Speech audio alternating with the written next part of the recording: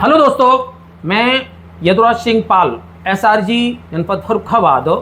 मैं अपने 5 दिवसीय एफएलएन प्रशिक्षण के लिए इस समय प्रयागराज में हूं और यहां पर हमें अपने ऐसे दोस्तों से मिलना होता है जो हमारी बहुत सी समस्याओं का समाधान कर सकते हैं। खास तौर से ये वीडियो प्रदेश के बेसिक के शिक्षकों के लिए बहुत ज़रूरी होगा, क्योंकि जब भी हम एसआरजी हों या एआरपी हों विद्यालयों में जाते हैं तो हमारी जो संदर्शिकाएं हैं, हमारी जो तालिकाएं हैं, हमारे जो मॉड्यूल तरह के लिखे गए हैं, इनके ऊपर इतने सारे प्रश्न होते हैं शिक्षकों के, और जब हम उनको जवाब देने का प्रयास करते हैं तो फिर वो एक बात ज़रूर कहते हैं, और ये प्रायः सुनने में आती है कि ये देखो इसमें ये कमियां हैं, इस प्रकार की कमियां हैं। क्या इसको लिखने वाले आपको मिलते नहीं हैं? उनसे आप नहीं कहते हैं। और जब उनसे ये कहने की कोशिश करते हैं कि भाई हम मिलते भी हैं, हमारे अच्छे मित्र भी हैं, हम ही में से हैं वो, तो प्रायः विश्वास नहीं होता है। तो आज मैं एक ऐसे शख्स से आप सबकी मुलाकात कराने के लिए जा रहा हूं जिस शख्स का पूरा रोल रहा है, चाहे वो आरंभ में जो आधारशिला, ध्यानाकर्षण, शिक्षण संग्रह, जिन्हें हमारे उस समय के आदरणीय डीजी सर थे, उन्होंने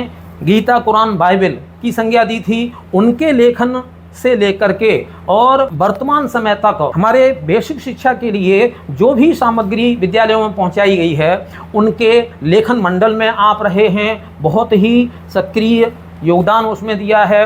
और आज भी बेसिक शिक्षा के लिए जो योजनाएं प्रदेश स्तर से बनती हैं, उस समिति में आप हैं। आप बहुत अच्छे प्रशिक्षक हैं, ट्रेनर हैं। मैं तो अपना ये याद करता हूँ कि जब से एफएलएन का प्रशिक्षण लेने के लिए यहाँ प्रयागराज आ रहा हूँ तो आपका मुझे प्रशिक्षण किसी न किसी बैच में ज़रूर मिला है। मैं बात कर रहा हूँ, बहुत ज़्यादा आपको अब संशय में नहीं रखूँगा, मैं बात कर रहा हूँ डॉक्टर अम्बिकेश त्रिपाठी जी की। और आज हम आपसे मिलवाते हैं डॉक्टर अम्बिकेश त्रिपाठी जी से, और उन सारे बिंदुओं पर जो आप मेरे साथ से मतलब है हम पूरे मेंटर समूह के साथ आपके जो प्रश्न होते हैं, मैं प्रयास करूंगा डॉक्टर साहब से उन सारे प्रश्नों के जवाब लूं और आपके सामने रखूं, ताकि आपकी भी बहुत सारी शंकाएं समाधान हो सके शंकाओं का। तो नमस्कार डॉक्टर साहब। नमस्कार सर। आपका स्वागत है सर। एक चीज मैं बता दूं अपने दर्शकों को, डॉक्टर अम्बिकेश त्रिपाठी जी जो हिंदू धर्म में आस्था रखने वाले व्यक्ति हैं, उनके लिए जो एक पवित्र नगरी है, भगवान राम की जन्मभूमि अयोध्या से आप आते हैं, अयोध्या के आप रहने वाले हैं।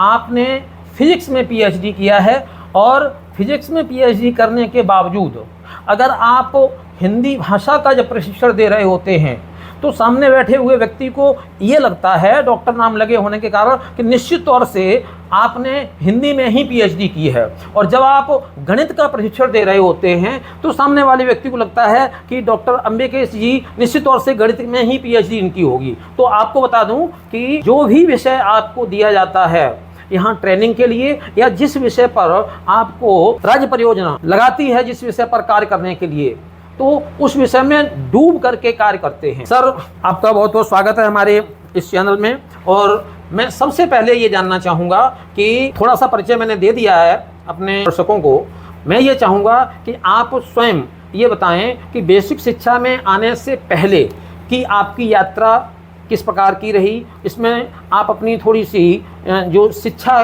की है कि कहाँ से आपने शिक्षा प्राप्त की, और किस तरीके से इस बेसिक शिक्षा विभाग से पहले आप कहाँ रहे, तो थोड़ा हमारे दर्शकों को बताइएगा सर। सबसे पहले तो आपको नमस्कार सर। जी सर। और हमने जो है एमएससी भौतिकी में गोरखपुर विश्वविद्यालय से भौतिकी में एमएससी किया। जी सर। और उसके बाद मुझे मौका मिला साकेत महाविद्यालय, जो कि पूर्वांचल का सबसे बड़ा महाविद्यालय है। जी सर। वहाँ बीएससी के बच्चों को पढ़ाने एज ए गेस्ट लेक्चरर। जी। और उसी दौरान मैंने अपनी डॉक्टरेट पूरी की अवध विश्वविद्यालय के ही प्रोफेसर आर.के. तिवारी सर के अंडर में। जी सर। और मेरा रिसर्च था माइक्रोस्ट्रिप एंटीना पर। जी सर। जो ज़्यादातर एक ऐसा एंटीना है जो कि आपने देखा होगा, पहले मोबाइल में एंटीना बाहर लगे होते थे, पुराने जो मोबाइल होते थे। रेडियो में सर पहले होते थे, रेडियो में पुराने रेडियो में आते थे। जी सर। अब जो है जब नया रिसेंट एडवांसेज और रिसर्च हुई तो फिर एक कंडक्टिंग चिप लगने लगी और जी। वो गोताखोरी में, मोबाइल कम्युनिकेशन में, जी वही माइक्रोस्ट्रिप एंटीना पर हम लोगों का रिसर्च था जी कि कैसे उसकी रिसीविंग कैपेसिटी को बढ़ाया जाए। जी। तो पीएचडी करने के बाद मैंने जो है बीएड कर लिया। मेरा रुझान शिक्षा के क्षेत्र में शुरू से ही रहा। जी सर। तो बीएड करने के बाद मेरी नियुक्ति बेसिक शिक्षा विभाग में हो गई। जी और बेसिक शिक्षा विभाग में मुझे 2019 में राज्य अध्यापक पुरस्कार से सम्मानित किया गया। चलिए सर, पहले तो देर से ही सही कॉन्ग्रेचुलेशन सर। धन्यवाद। मैं अपने दर्शकों को बताना ये भूल गया था, डॉक्टर साहब को राज्य पुरस्कार 2019 में मिला है और आप इतने अच्छे, स्वयं में इतने अच्छे शिक्षक हैं, इतने अच्छे टीचर हैं कि आपको जब क्लास टीचिंग में लगा दिया जाए तो कहीं ये लगता नहीं है कहीं से कि ये डॉक्टरेट की डिग्री किए हुए हैं, कक्षा 1 को पढ़ा रहे होते हैं तो लगता है बस ये 7-8 पास ही होंगे, उन्हीं बच्चों में रम जाते हैं। और जब चाहे वो 7-8 की कक्षा हो तो उनके अनुसार जो है ना डॉक्टर साहब का जो है, तो इस तरीके से आपकी जो पहली उपलब्धि हमारी बेसिक शिक्षा में है वो एक बड़ी उपलब्धि है और वो उपलब्धि है राज्य शिक्षक पुरस्कार की। सर इसके आगे सर बताइएगा। तो इसके बाद जब हम लोगों ने बेसिक शिक्षा में 2009 में ज्वाइन किया, जी सर। तो उसके बाद हम लोग विद्यालय में कार्य करना शुरू किए और विद्यालय में जो पिछड़ रहे बच्चे थे जी उनके साथ कैसे काम करें, इसके लिए हम लोगों को Australian council for educational research के द्वारा जी यूनिसेफ की सहायता से 2.5 साल लगभग आकलन पर काम करने का मौका मिला। बहुत अच्छी तो बात हम सर। लोगों ने ये देखा कि देश में और देश के बाहर दुनिया के लोग जो पिज़्ज़ा, टिम्स और पल्स, यानी पिज़्ज़ा का मतलब programme for international student assessment, जी। उसमें ऑस्ट्रेलियन काउंसिल बाकायदा आकलन करके देखती है कि कौन सा देश के ग्रेड 3 और 5 के बच्चे किस लेवल पे हैं। किस लेवल पे है। तो आकलन से काफ़ी बृहद जानकारी हम लोगों को मिली कि कैसे हर बच्चे का स्तर हम लोग जान पाएँ असेसमेंट के द्वारा। असेसमेंट के द्वारा। जी तो सर। अब वो उसमें आकलन रचनात्मक कैसे हो, जी। कैसे वो सीखने सिखाने की प्रक्रिया का अंग बने, जी तो उसमें काफ़ी सरकारों ने भी सहयोग किया और हम लोगों ने आकलन पर एक बेहद पूरा रिसर्च किया। जी सर। और उसका लाभ हमें प्राथमिक विद्यालय में अपने बच्चों के साथ कक्षा कक्ष में भी मिला, जी सर। जिससे हम लोग हर बच्चे का पोर्टफोलियो बना पाए। जी। हर बच्चे के स्तर की जानकारी के साथ उनके माता पिता से उस रिपोर्ट को साझा करना जी। और उसमें ये देखना कि कमी कहाँ रह गई है और उस कमी को हम कैसे पूरा करें। जी सर। आप जो आरंभ में हमारे डीजी सर थे श्रीमान विजय किरण आनंद जी, उन्होंने जो 3 संदर्शिकाएं पब्लिश करवा करके विद्यालयों में भिजवाई थी, आधारशिला, ध्यानाकर्षण, शिक्षण संग्रह, उन तीनों के लेखन में आप सम्मिलित थे, वो पूरी कमेटी में आप सम्मिलित थे। तो पहले तो थोड़ा सा मैं ये जानना चाहूँगा कि उसके लेखन से लेकर के उसकी पूरी कार्य योजना जो बनी है उसमें कौन कौन से अनुभव आपके कार्य आए और दूसरी चीज़ उसके पीछे मूल अवधारणा क्या रही। उस समय जब महानिदेशक विजय किरण आनंद सर थे तो उन्होंने एक टीम बनाई। जी सर। और उन्होंने राज्य गुणवत्ता कोर कमेटी का गठन किया। उसमें डिप्टी डायरेक्टर थे रिटायर्ड सोनी सर, जी। जयप्रकाश ओझा जी, अवनीश यादव जी। जी। तो उन्होंने विज्ञान, गणित, हिंदी और डिप्टी डायरेक्टर्स की पूरी टीम खड़ी की और फिर 15 सदस्यीय टीम बना करके उन्होंने कहा कि भाई क्या नीड है। वास्तव में सबसे पहले हम मेंटरिंग से पहले वो सपोर्ट दे विद्यालय के शिक्षकों को जी सर। कि वो कम से कम उस पेडागाजी को जान पाएं कि कैसे हर बच्चा सीख सकता है। ये मन में भाव आए कि कोई भी बच्चा कमजोर नहीं है। जी। Every student can learn. Learn. इस अवधारणा को लेकर हम लोगों ने आधारशिला पर काम करना शुरू किया। जी। और आधारशिला लिखने का उद्देश्य ही यही था कि बहुत सारी चीजें जो बेस है, जो फाउंडेशन है, जी। हम घर बनाते हैं तो सबसे पहले नींव पर तगड़ा काम करते हैं। नींव पर तगड़ा काम इसी तरह फाउंडेशन को लेकर के वो सारी पद्धतियां जो देश विदेश में फेमस थी उस पर हम लोगों ने रिसर्च किया और आधारशिला का निर्माण किया गया। उसके अंदर वो डालेंगे। उसके अंदर वो डाला गया कि कौन से पेडागाजी, कैसे हम बच्चों में नॉलेज, स्किल, एटीट्यूड को डेवलप कर पाए, कैसे हमारा बच्चा वो कौशल को प्राप्त करे और सीखने में आनंद ले। जी। हम लोगों ने ये बात महसूस की कि जब बच्चे को मजा आने लगता है सीखने में तो वो सीखने की प्रक्रिया से जुड़ जाता है। ये तो आधारशिला का रहा। शिक्षण संग्रह का, शिक्षण संग्रह में हम लोगों ने कई सारे, ये माना गया कि अगर जब शिक्षक प्लानिंग से क्लास में जाते हैं जी सर, तो बच्चे ज़्यादा सीख पाते हैं। जी। तो नहीं तो होता क्या है कि अग्रिम पंक्ति के बच्चे ही शिक्षक का सहयोग कर रहे होते हैं जी। और पीछे बैठा बच्चा जो है वो पीछे छूट जाता है। जी। तो फिर शिक्षण संग्रह में हम लोगों ने कैसे समय सारणी रखा जाए, कक्षा कक्ष का प्रबंधन कैसे हो, शिक्षण योजना के चरण क्या क्या होने चाहिए, इन सब बारे में पूरा वो कंपेंडियम की तरह शिक्षण संग्रह। और जब ये देखा गया कि जो बच्चे जिन पर शिक्षक का ध्यान शायद कुछ कम रह जाता है तो उसके लिए ध्यानाकर्षण, एक्चुअली ध्यानाकर्षण पूरी तरह उपचारात्मक शिक्षण की उन 18 तकनीकों पर आधारित है। लेकिन उपचार शब्द थोड़ा अटपटा सा लगता है कि अभी बच्चा नया क्लास में आया है तो किस बात के उपचार की जरूरत है। तो कहीं ना कहीं हमें अपनी रणनीतियों में बदलाव करके हर बच्चे का सीखना सुनिश्चित करना था। तो इसलिए उसका नाम रखा गया ध्यानाकर्षण, कि बच्चों का ध्यान अपनी तरफ किन किन तकनीकों के द्वारा खींच सकते हैं। अब यहीं पर सर थोड़ा सा रुकना चाहेंगे। जब वो शिक्षकों के बीच में गई और हम लोग मेंटर्स लोग जब शिक्षकों के बीच में गए तो एक अजीब सा प्रश्न शिक्षक प्राय करते थे और वो हर जगह करते थे। ये करते थे कि ये सब लागू करने की क्या ज़रूरत है, आपको बच्चे को उस समय सर ये निपुण की अवधारणा नहीं थी, उस समय प्रेरणा की धारणा थी, मिशन प्रेरणा चल रहा था और उस समय प्रेरक बच्चा बनाना था।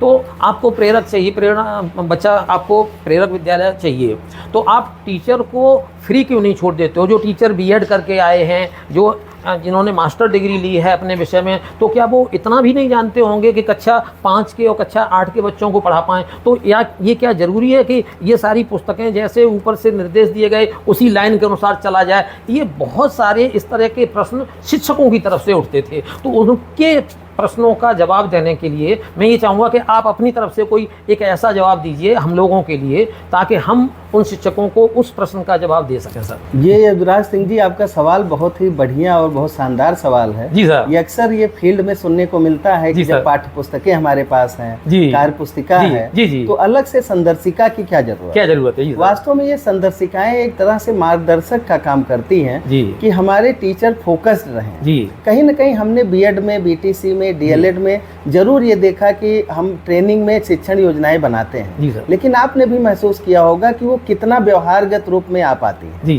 तो ये महसूस किया गया कि क्यों ना इन शिक्षण योजनाओं को सिर्फ 3 चरणों में रखा जाए कि शिक्षण के प्रारंभ में क्या करें, शिक्षण के दौरान क्या करें। ये जरूरत महसूस हुई, भले हमने काफ़ी ट्रेनिंग कर ली हो, लेकिन कहीं ना कहीं हमसे लगातार आरटीई 2009 के तहत ज़्यादातर ऐसे बच्चे प्रमोट हो रहे थे जो उस ग्रेड कॉम्पिटेंसी को अचीव नहीं कर पा रहे थे। ये समय की मांग थी और गुणवत्तापूर्ण शिक्षा कैसे प्रदान करें। तो एक रिफ्रेशमेंट के लिए, एक मार्गदर्शक के रूप में अगर हमें संदर्शिका मिल गई तो टीचर, कम से कम हमारे सभी शिक्षक जो विद्वान साथी हैं, वो ये जान पाएंगे कि हमें कब क्या करना है। कई जगहों पे आपने देखा होगा कि समय सारणी का उपयोग इसलिए नहीं हो पाता, कहीं शिक्षक कम है, कहीं ज़्यादा है। तो कंपेंडियम में हम लोगों ने व्यवस्था की कि कैसे आप अलग अलग तरह से मॉनिटरिंग सिस्टम से बहुत अच्छा शिक्षण चला पाए। तो इस तरह की अवधारणाएं, इस तरह की पद्धतियां इन संदर्शिकाओं में दी गई जिससे हमारे शिक्षक को सहायता मिले। इसको एक बर्डन के रूप में ना लें कि ये 3 मॉड्यूल और हमारे पास आ गए। ये कहीं न कहीं उनके लिए एज ए मेंटर काम कर रही होंगी। जब कोई मेंटर ना पहुंचे तो भी ये मॉड्यूल देख करके वो अपने कार्य को बहुत सहजता से करते। एक मैंने जो मेरी अपनी सोच उस समय बनी थी इस प्रश्न के जवाब में, जो मैंने टीचर्स को दिया था, मैं आपसे जानना चाहूँगा कि कहाँ तक मैं सही था उस पर। मैंने उनको ये बताया था कि ये संदर्शिकाएं आपके पास आ गई हैं तो आपको अपना लक्ष्य पता चल गया है कि आपको कक्षा 1 का लक्ष्य क्या है, कक्षा 2 का क्या है। अब आप उस लक्ष्य से भटकेंगे नहीं, इधर उधर नहीं जाएंगे, एक चीज़। दूसरी चीज़ क्या है कि अब जो हमारे यहाँ नए शिक्षक आ रहे हैं, हम सबको मालूम है, वेल एजुकेटेड हैं, अलग अलग विभाग में बहुत अच्छी डिग्रीधारी हैं और बहुत अच्छा ज्ञान भी है उनके पास, लेकिन उनको पढ़ाना कक्षा 1 और 2 के बच्चों को है। तो निश्चित तौर से सभी टीचर, मैं ये नहीं कह रहा हूँ कि सबके अंदर ये बात है, लेकिन सभी टीचर तो उस स्तर तक नहीं आ पाते हैं। और क्या होता है कि उस स्तर पर जिस पेडागोजी की आवश्यकता होती है वो उससे ऊंचे स्तर की अपना लेते हैं। कक्षा 6, 7, 8 में हमने गणित या विज्ञान उस स्तर का पढ़ाते हुए देखा है जो हाई स्कूल और इंटर के बच्चों को पढ़ाया जाना चाहिए। क्यों? क्योंकि उनको उसी स्तर की पेडागोजी आती है। तो मैंने ये एक प्रश्न का इस तरीके से जवाब दिया था कि आपको उससे पूरा का पूरा गाइडलाइंस मिलेगा। क्या मैं अपने आप में सही था सर? हाँ, बिल्कुल आपका जवाब सही था। जब हमारा लक्ष्य निर्धारित हो जाता है जी सर, तो हम रास्ते अपने तय कर लेते हैं जी कि हमारा लक्ष्य है कि बच्चे को इस ग्रेड कॉम्पिटेंसी को अचीव करना है जी। तो उसमें क्या है कि संदर्शिकाएं हमारे लिए एक मदद मददगार साबित होती हैं जी कि कैसे वो सपोर्ट कर पाएँ। जी लर्निंग आउटकम्स जब डिसाइडेड होते हैं तो उनको तोड़ करके छोटे छोटे उद्देश्यों में हम अपनी मंजिल को पा लेते हैं। तो बिल्कुल आपने सही सुझाया था, जी ये उसका एक पार्ट था। जी, दूसरा एक पार्ट था ये जी, था जी कि कैसे हम समग्र समझ बना पाए समझ समझ कि हमारे लिए हर बच्चा महत्वपूर्ण है। अगर जी। कुछ बच्चे छूट रहे हैं, हैं उन्हीं के लिए ध्यानाकर्षण, शिक्षण संग्रह और जी, आधारशिला रखी गई जी कि हर बच्चे का एक आधार बने जिससे वो अपने जीवन में ड्रॉप आउट ना हो और हमारा ट्रांजिशन रेट 100% हो। सर थोड़ा सा एक प्रश्न पर और थोड़ा सा, क्योंकि अभी इस पर बात चल रही है, क्योंकि मैं ये सारा का सारा पढ़ूंगा तो मुझे टाइम ज़्यादा लगेगा।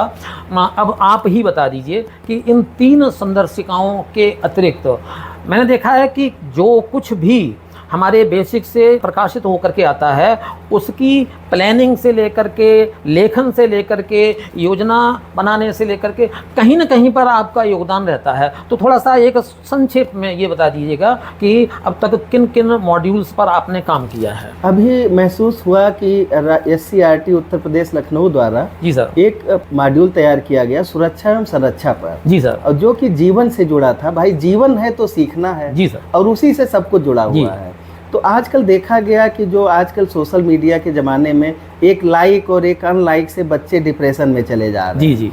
तो बच्चों की सेफ्टी, रोड सेफ्टी को लेकर और तमाम तरह के डिजास्टर जो गांव में आते रहते हैं, कभी लू चल रही है तो कभी बाढ़ आ गई। उत्तर प्रदेश भी बड़ा समृद्ध और व्यापक क्षेत्र है, कभी शीतलहर आ गई। उसको देखते हुए सुरक्षा एवं संरक्षा पर एक मॉड्यूल डेवलप किया गया और ये महसूस किया गया कि एक समिति बनाई जाए हर विद्यालय में, सुरक्षा समिति में, जिसमें बच्चे भी हों, शिक्षक भी हों, शिक्षिकाएं भी।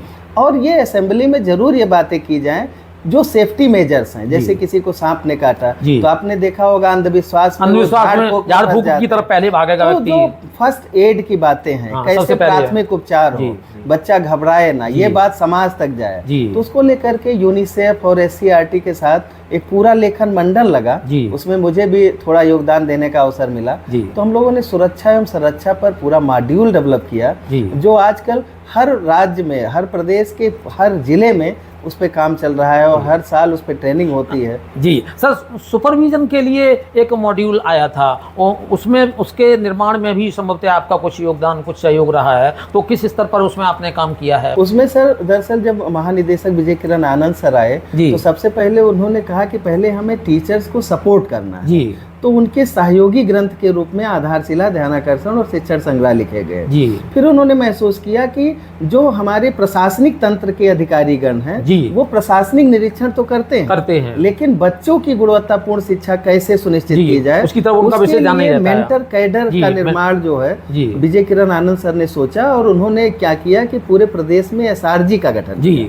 हर जनपद में 3 राज्य संदर्भ समूह रखे गए जो राज्य की प्लानिंग को जिले में और जिले से स्कूल तक, और वो सैंपलिंग के आधार पर ये देख पाए कि क्या जो नीड है बच्चे की, जो हम चाहते हैं कि कोई भी बच्चा पीछे न रहे, रेमेडी कम से कम हो, बच्चा एज अप्रोप्रिएट लर्निंग को अचीव करे, आयु वर्ग के अनुसार जो दक्षताएं हैं कक्षा के अनुरूप वो दक्षता हासिल करे, जिससे वो सीखने में पीछे ना रह जाए।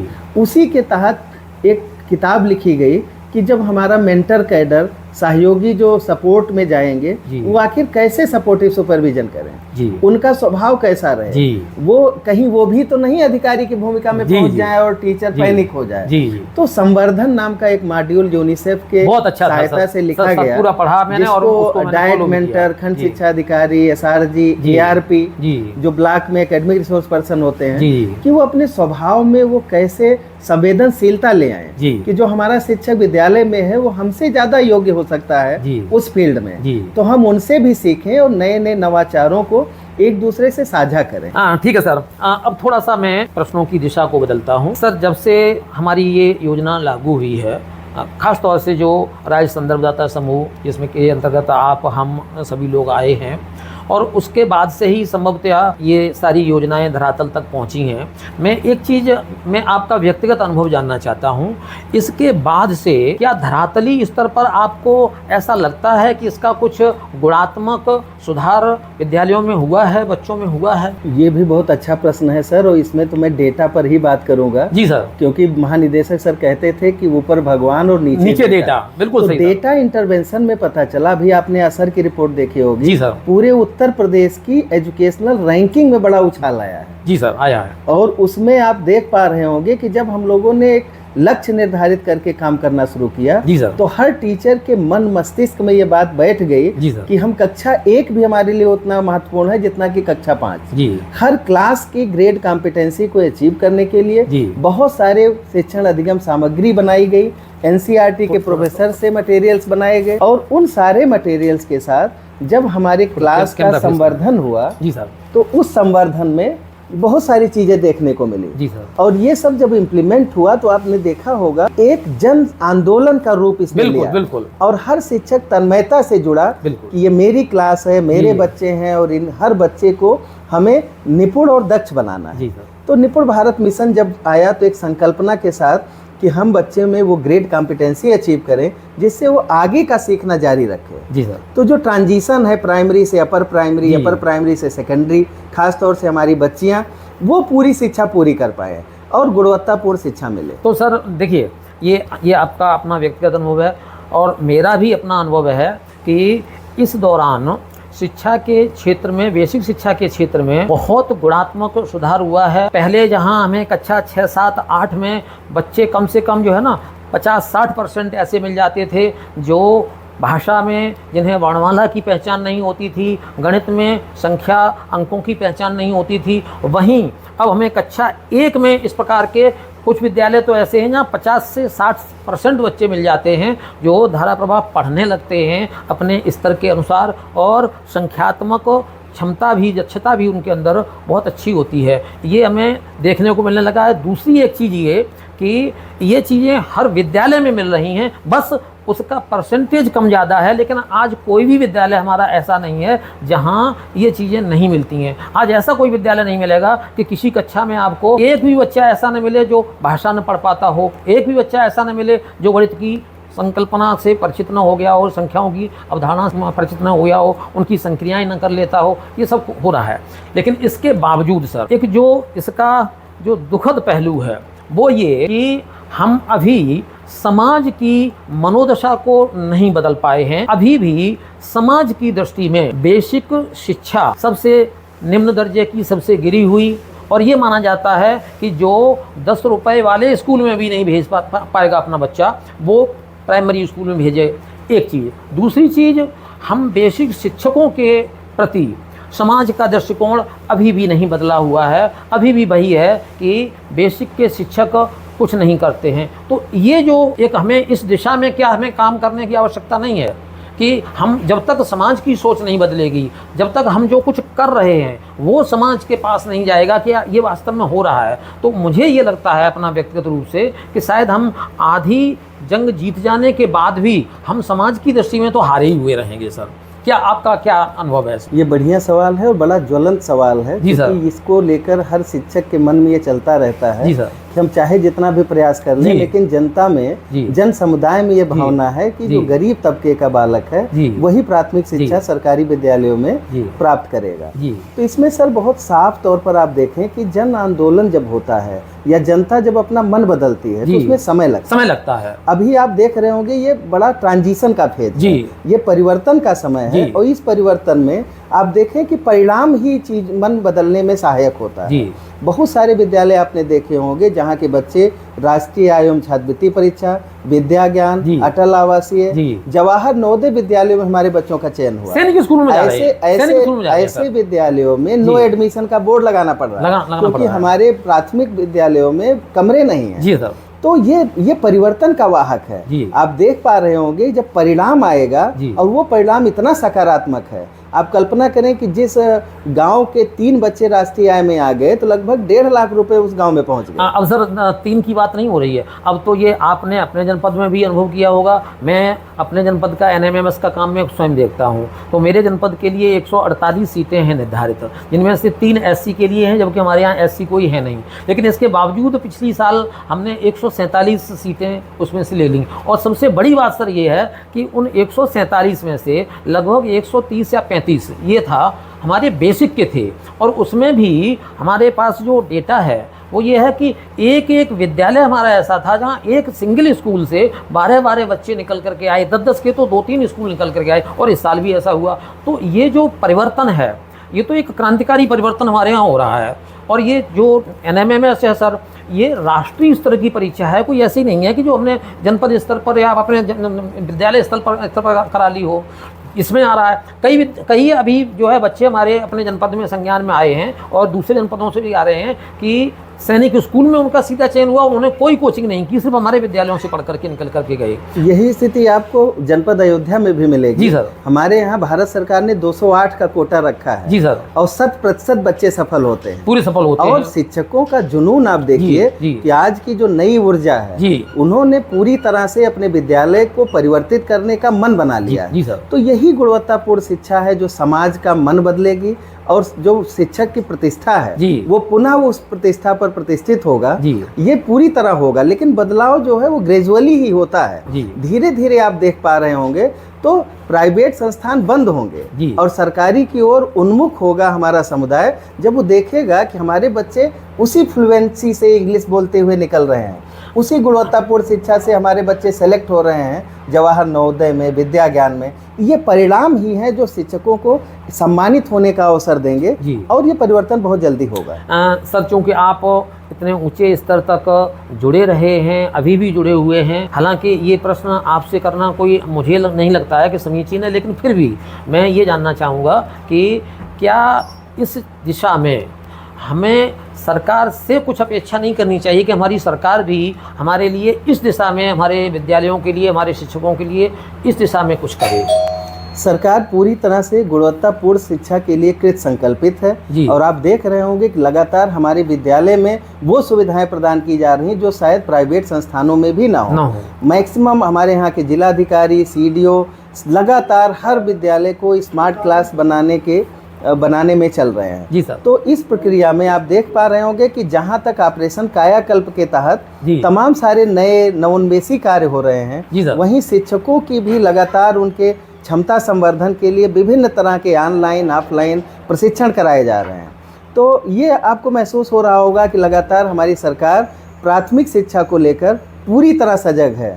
चलिए सर, बहुत लंबा नहीं खींचते हैं, एक अंतिम प्रश्न जो प्रायः हमसे अधिकारी भी पूछ लेते हैं, समाज के लोग भी पूछ लेते हैं, हमारे शिक्षकों के बीच में से भी शिक्षक साथी पूछ लेते हैं कि सर आपको बेसिक शिक्षा का भविष्य कैसा दिखाई देता है। तो वही प्रश्न वहाँ से उठा करके मैं सीधा डॉक्टर त्रिपाठी जी को ट्रांसफ़र कर रहा हूं कि आपको क्या लगता है बेसिक शिक्षा का भविष्य आपको कैसा दिखाई देता है? बस मेरा तो यही है कि अगर हमारे पेरेंट्स हमारे साथ एज ए पार्टनर जुड़ जाएं, जी सर, हमें जन समुदाय का वो सहयोग मिल जाए। जो जब प्राइवेट संस्थान में बच्चे भेजते हैं तो जो उनकी जो है पूरी तरह से अनुशासन में बच्चे जाते हैं, तो वो दिन दूर नहीं कि हमारे प्राथमिक विद्यालय बीट करेंगे प्राइवेट संस्थानों को। बिल्कुल। और ये प्राथमिक विद्यालय की अवधारणा ही है कि कोई भी बच्चा वंचित न रहे। ये संवैधानिक और बिल्कुल ये दृढ़ होना चाहिए हर शिक्षकों को कि आप जहाँ काम कर रहे हैं, आप एक नींव बनाने का काम कर रहे हैं। ये बहुत ही पुनीत कार्य है, और इस गुणवत्तापूर्ण कार्य के लिए हमारी सरकार सदैव हमारे साथ खड़ी है। हाँ, और सबसे बड़ी बात सर ये है कि